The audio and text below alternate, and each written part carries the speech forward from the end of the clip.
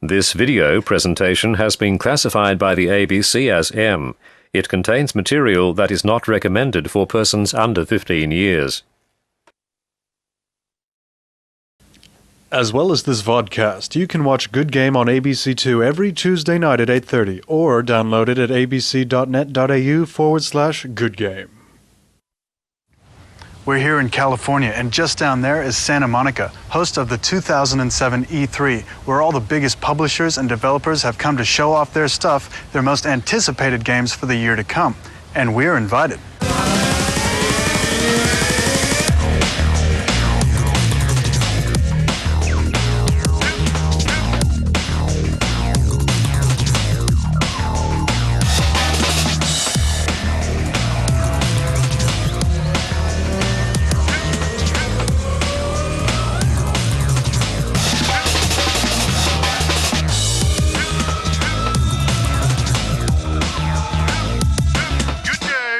Okay, this is where it all begins, with the registration. And we thought it was going to be a fight, like thousands of journalists fighting in a mob, but it's pretty efficient, wouldn't you say? And I'm registered.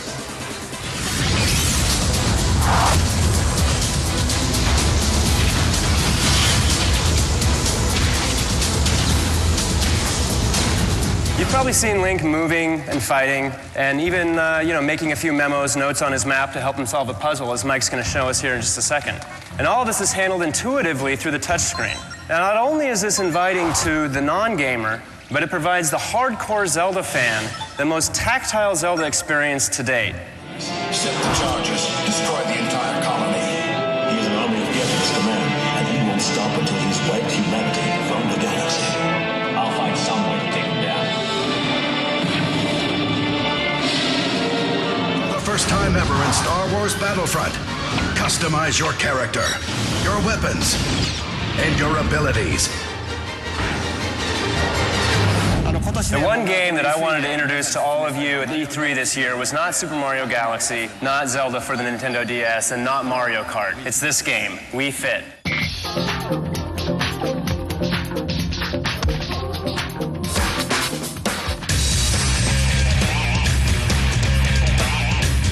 Kaya Margana.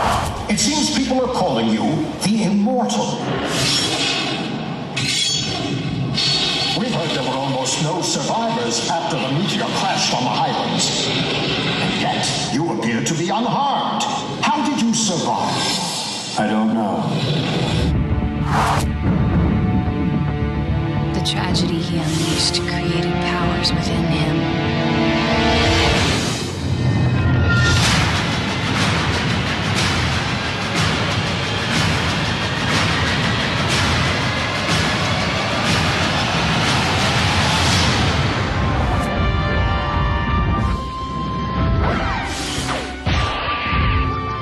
In one sense, this is the first worthy successor to Super Mario 64. That guard standing over there is going to be a good way to create a diversion and distract the guards below.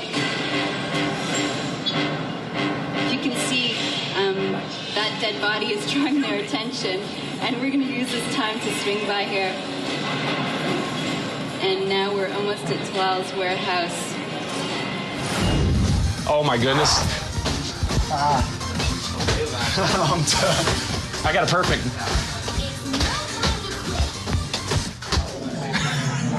Where else are you going to be able to get a level of depth where everything you do applies towards meta goals, so everything is meaningful and relevant? Where else are you going to get to go online and challenge people and track how that works? Not just in a 5-on-5 game, but through a progression mode. Take your improved character on a 1-on-1 match, so it's mano a mano.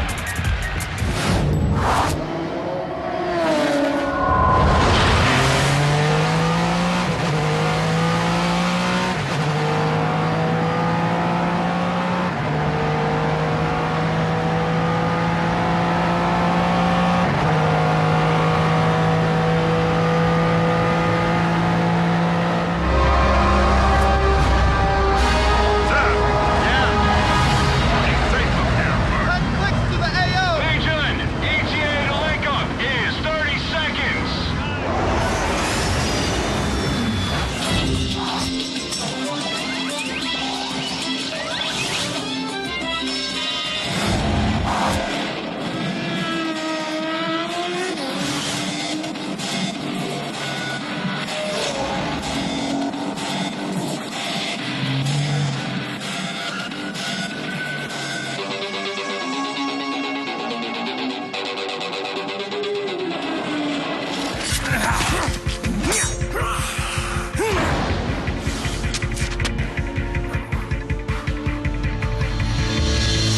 will be the one to finally finish me. Good game. U.S. Marines stationed on high alert were given the order to invade the small... Nikolai! Performance check. The crew is already nearing. Just let they lay waste to our country. We shall lay waste to theirs. When I started thinking about going to the modern warfare, we came back and had a long discussion about what the difference in combat is between what we were doing with World War II and modern warfare. I actually had a young soldier come in with me and had him demonstrate movements. You know, the small things like in World War II, you'd give your side profile to try to minimize the number of exposure to the enemy. And now you find soldiers giving their front profile, going chest first because they got ballistic plates that are going to be able to absorb the round blast. So little movement techniques, what goes on, the difference in the weapons, the different sights, how you'd employ different firepower that's available nowadays. Face World War II.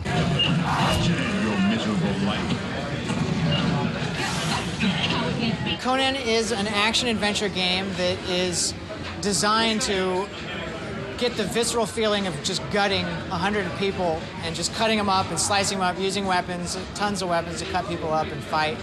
It's pretty much the main goal of it. There's utility moves in our game. A lot of stunning enemies. This enemy here has a shield, so what I'm going to try to do is disarm his shield by headbutting him and then ripping his shield off. So it's really more of like a precise fighter than other games like God of War, Devil May Cry. We really try to make it a very high-level combat experience when encountering one-on-one enemies. Grenade! Grenade!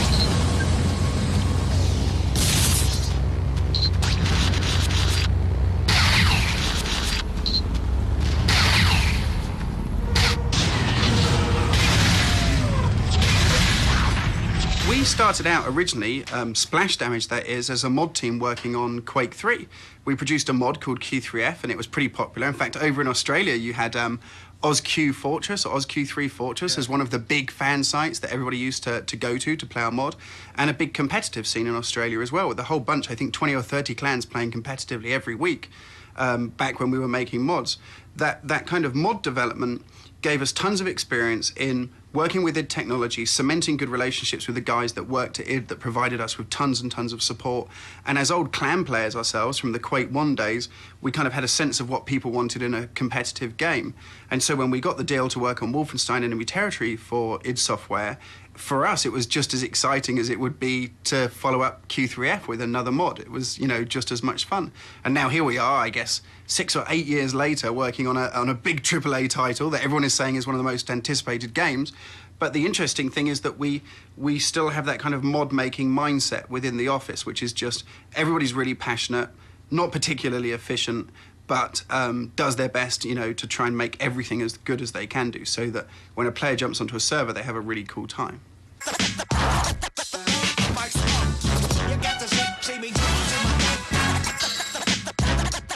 How involved are you in the creation, or have you been in the creation of the Tony Hawk games since the start of the franchise? Since the beginning of our game series, I've been there every step of the way. I mean, the first game and the second one were the hardest in terms of the learning curve of trying to figure out how to make it authentic and what was possible in video games, and now I'm still just as involved, but it's a little bit easier because I don't have to explain the intricacies of tricks or why, you know, this is not cool and this is.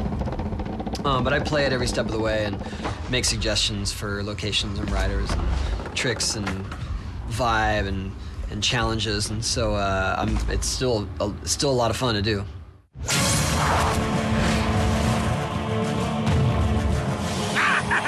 Spider-Man is the luckiest character in the world because the movie versions have been so wonderful, and the way he's done in the video games. I mean, even though I don't play the games myself, I could sit and watch them for hours. Just the action and the special effects. I think it must be tougher to do a video game than it is to do a movie. Because with the movie, you're telling one straight linear story. With the video game, you're going in a million directions at once. I don't know how they do it. I resent that they can do it without me, too.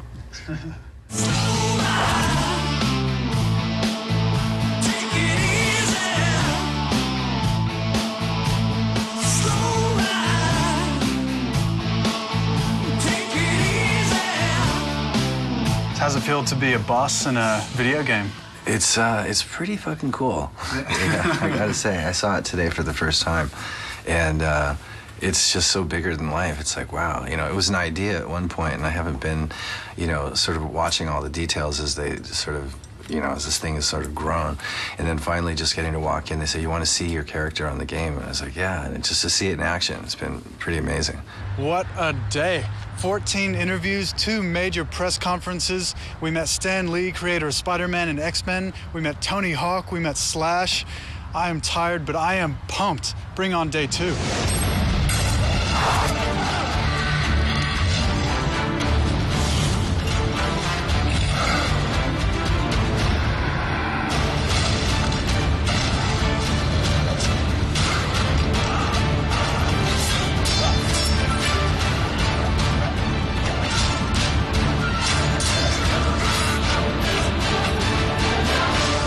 Witcher are mutants. They are not human beings. They were taken from parents as child, subjected to several mutations to be effective monster slayers. So they are not normal humans. They are mutants created to be, you know, perfect fighting machines. So they're extremely fast. They heal much faster.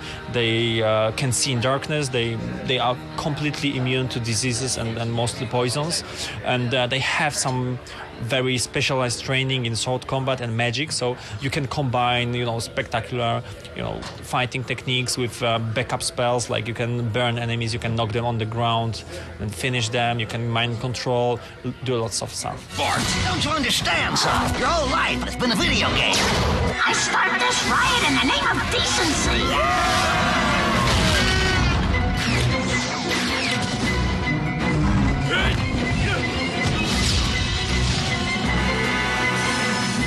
The writers of the show actually had a concept for this game.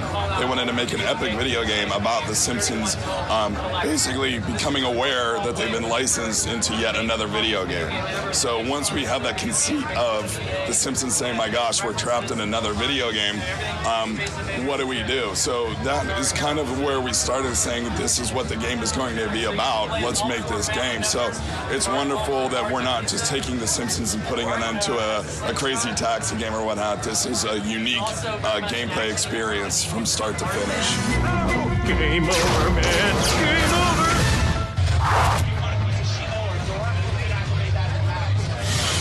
The premise of Army of Two is that we're based on the world of private military contractors. And what that is, right now in the United States, these companies exist like Blackwater and DynCorp.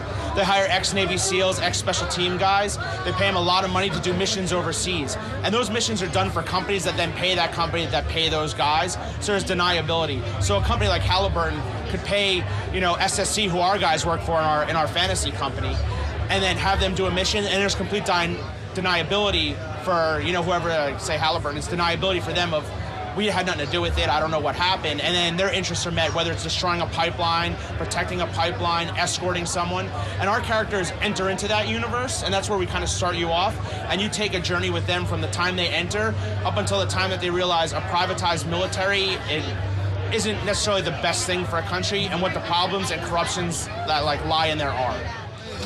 I'm back in.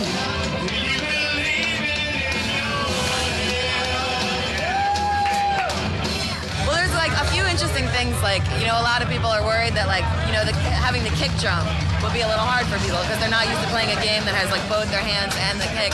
So there were like debates like, oh, do we take out the kick on the early difficulties? But then we were too purists. Like, we're like, no, you can't have a drum game without the kick. You need it. It's an essential skill. They need to learn it. So, you know, stuff like that, and just, I mean, basically just getting people used to having to play that way. Like, you'll watch people try, and they'll usually be like really nervous and weak in the beginning, and then they'll just like this moment where they click, they get it, and then they can do it. It's awesome.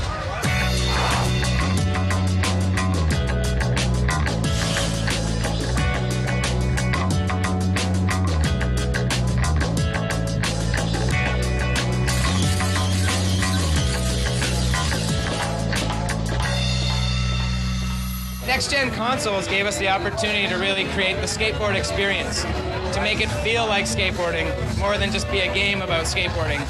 and we wanted to take that on. There's a lot of people who didn't like Tony Hawk, thought it was too hard, too many buttons to learn. We thought we could bring something new. That's why we wanted to make the game.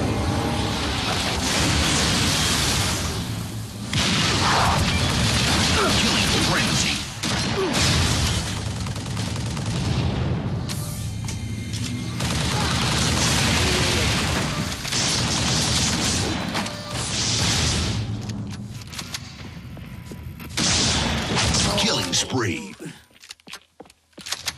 What comes first, the gun or the story? You know, when you're creating a video game, first, I think this is personal opinion, and opinions vary, but I think personally you should let the game dictate the game itself and not try and shoehorn a story in or try and change the game to fit your story. The game has to be fun. It's very easy to rewrite things and to reimagine things to fit. So if the game designers come up with some new weapon or some new scenario that's cool and it's fun, then it's science fiction. This might be harder if it wasn't science fiction, but we can be pretty inventive and pretty flexible. And if you can make the story fit comfortably around cool gameplay elements, I think you do a service to the player and the reader, as it were, of the story. Well, that's the end of day 2, and it was all about interviews today. We saw great stuff from Microsoft, EA, Capcom, Sony. Highlight of the day was definitely Army of Two for me. Looks like a great title in so many aspects. Has a serious political message as well as some dark humor and some gameplay that we've never seen before. I'm still pretty tired, but we've got one more day to go. Let's do this thing. Here it comes. You just got your ass kicked by a girl.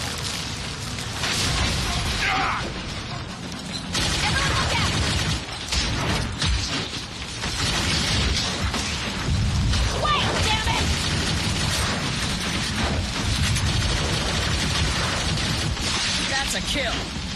Jericho's a squad-based first-person shooter from the imagination of Clive Barker. So it's not your kind of standard, military game.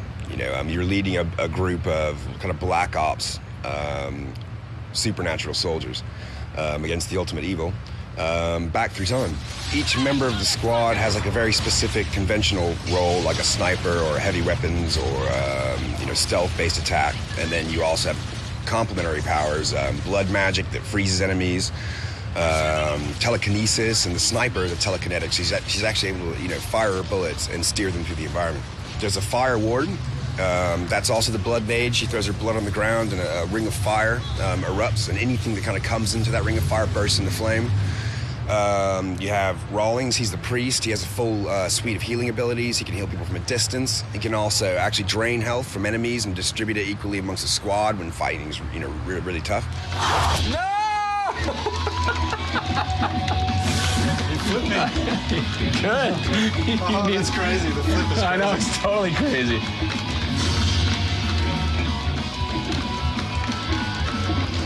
Yeah! Woo! Yes! Yes!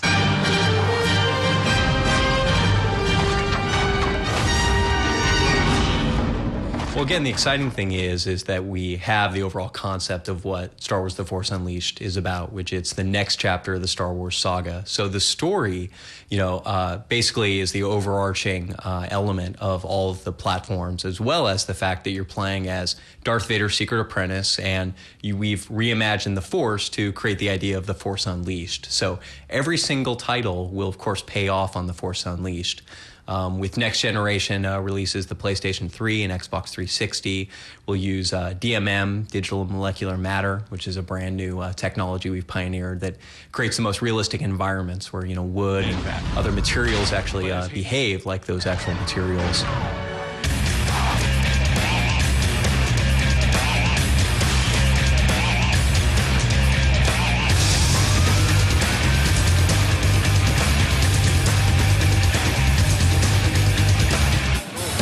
No booth babes here, but we did find the frag dolls. This is Caliber. How you doing? Good, how are you? I'm doing good. Can I ask you something? Yeah, sure. Would you go out with my friend? He's pretty cute. I'll give him that. The stick for a body doesn't really do it for me, but... He's a bit slow off the mark as well, but he makes up for it. He's really smart. He's really funny. He says pants a lot. He says what? Pants? He says pants. That's his favorite word. Pants. Pants is a cool word.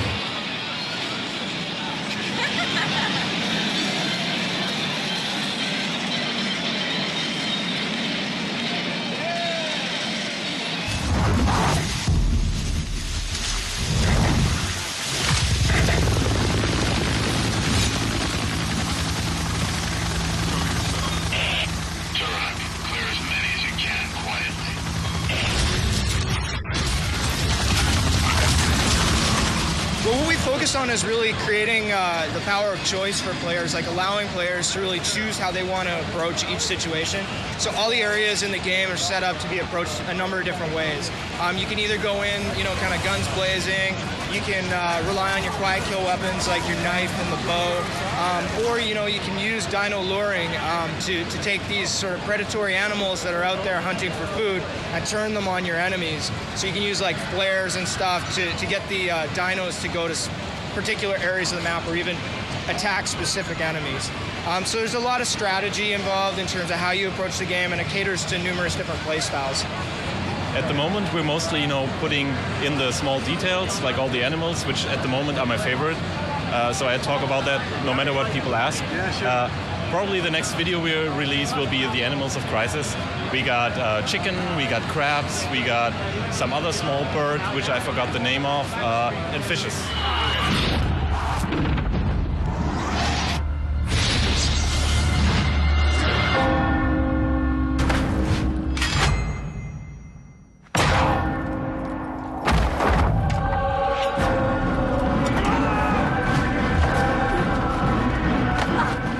Well, for Patrice Desiree, who's our creative director, the historical side of things was extremely important. Realism and the historical aspect, because that's really, he wanted to make an epic historical game. So we started off by working with one historian who did all of the background research for us. He gathered hundreds and hundreds of images, plans of Jerusalem, Damascus, Acre, the cities where you would be playing. And then he gave a big presentation to the team with just habits, what the people did, what the population makeup of the cities were. And so then the whole team had this ground level understanding of the time period, and especially the year 1191 where the game takes place. And then we also worked with a historian who worked on Kingdom of Heaven with Ridley Scott, Dr. Cobb. He did a full review of our script. He reviewed all of our art assets. He gave us comments on the costumes and stuff and how we could improve things. So we really, for people who are history buffs, they're gonna geek out on it and think it's really cool.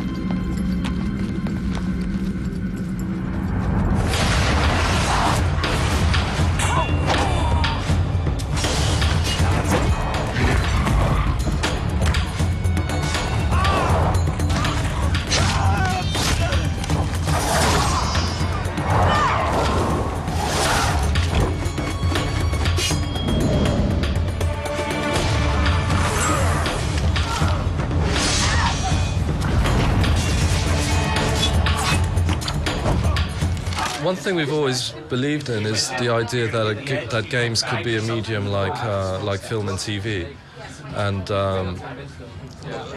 we kind of stuck our necks out to prove that on this game, and I believe we're kind of setting a trend. Even out here in E3, lots of developers have come up to us and said, "How did you do that? Where can we get the guys that can do that?" Not every game, obviously, not every game should be story-based, but the ones that are, I think, need to deliver on the dramatic side of things. You don't just fight one-on-one against enemies. You scale up until, fight dozens of enemies, just like a Jackie Chan movie. The other thing is Blu-ray. The storage capacity of the PS3 is massive, and we actually fill it up.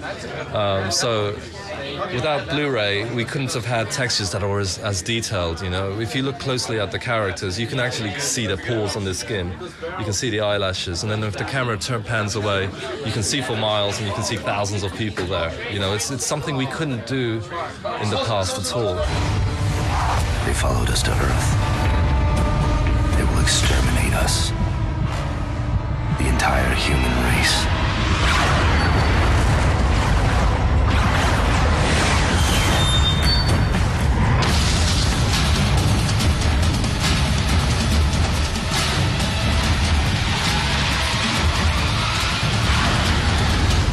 Tell us about your latest game, Space Siege.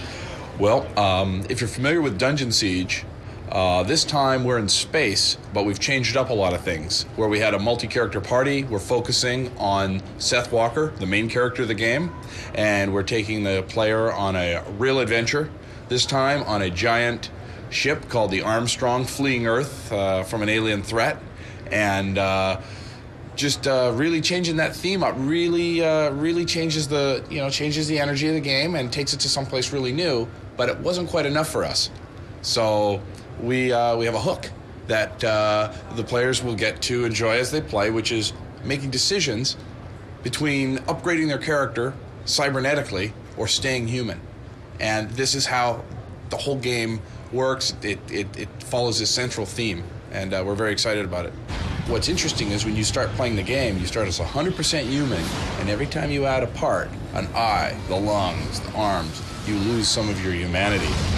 I will sacrifice everything to prevent that from happening.